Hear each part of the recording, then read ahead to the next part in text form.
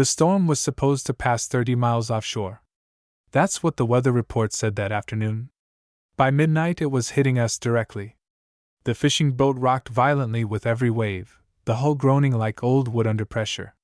Rain slammed against the windows so hard it sounded like gravel. The radar screen flickered in weak green circles, barely able to see through the storm. There were only 4 of us on board. Captain Alexei, who had been fishing these waters for 20 years. Sergei, the mechanic. My cousin Dmitro. And me.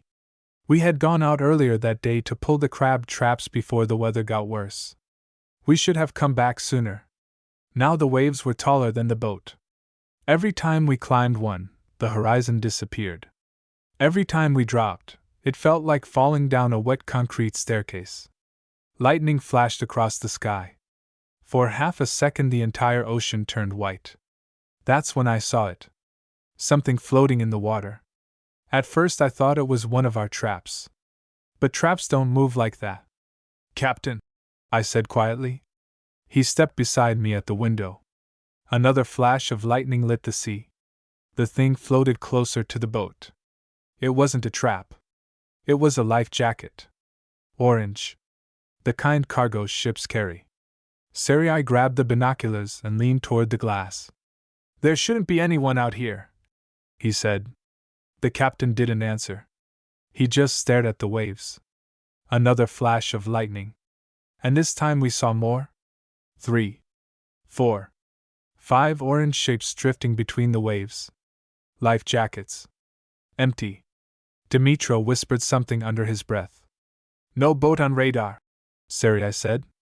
The captain adjusted the radio. Static. The storm had completely killed the signal. Then another lightning strike hit the water somewhere far off. And for a second, we saw the ship. Or what was left of it. A dark silhouette half-tilted between the waves. Cargo containers stacked unevenly. One side of the hull already underwater. Freighter, the captain muttered. My stomach tightened. Those life jackets weren't empty because the crew abandoned ship. They were empty because the crew had already been in the water too long. The captain grabbed the spotlight and aimed it across the waves. The beam cut through the rain in a narrow white tunnel. And that's when we saw the first person. A man in the water. Face barely above the surface. Arms weakly moving. Alive. Turn the boat, the captain shouted. Sergei spun the wheel hard to port. The boat groaned as it climbed another wave. The spotlight followed the man in the water. He looked straight at the light. Then something strange happened. He started shaking his head violently. Back and forth. Like he was warning us. Help him! Dmitro yelled. The boat slammed down into another wave. The spotlight lost him for a second. When the beam found him again, he wasn't alone. Another head appeared beside him. Then another. Then another. Dozens. Men floating in the water. Too still. Too quiet. Not calling for help. Not swimming toward us. Just watching the boat. The captain lowered the spotlight slightly. Something's wrong, he said. Lightning exploded across the sky again. And for a split second we saw the water clearly. Not just heads. Bodies. Dozens of bodies drifting between the waves. Some face down. Some staring upward. The man we saw first was still alive. Still shaking his head. Still telling us something. Then he raised one arm slowly and pointed behind us.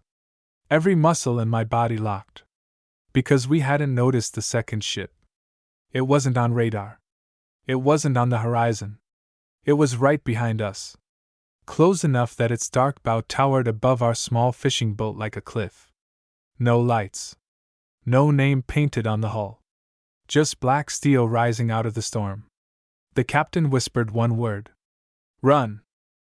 The captain didn't shout again. He just pushed the throttle forward and the engine roared louder than the wind. The boat tried to surge ahead, but the waves kept slamming into the bow like walls of moving water. I turned back toward the dark ship behind us, and for a moment lightning flashed across the sky again. The entire ocean lit up like daylight for half a second. The ship was enormous. Much bigger than any cargo vessel that should have been this close to shore. The hull was covered in rust and streaks of black stains that looked like something had burned down its sides. There were no lights anywhere.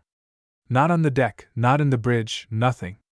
Just a silent black mass sliding through the storm behind us. "Radar?" the captain shouted. Sarai looked down at the screen and his face turned pale. "Nothing," he said. "It's not even there."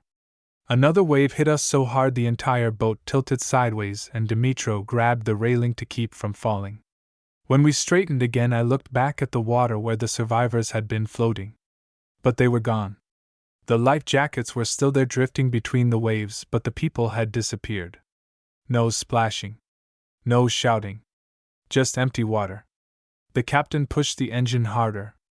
The boat began climbing another massive wave, and for a moment we were high enough to see the horizon. That's when I saw something that made my chest tighten. The big ship behind us wasn't turning with the waves. It was moving perfectly straight through them, like the ocean didn't affect it at all. Lightning flashed again, and this time the beam from our spotlight swept across its deck. For a second we saw shapes standing along the railing. Tall silhouettes lined up along the side of the ship. Too many to count. None of them moving. Just watching us. The light flickered and the storm swallowed them again. "Did you see that?" Dimitro whispered. No one answered.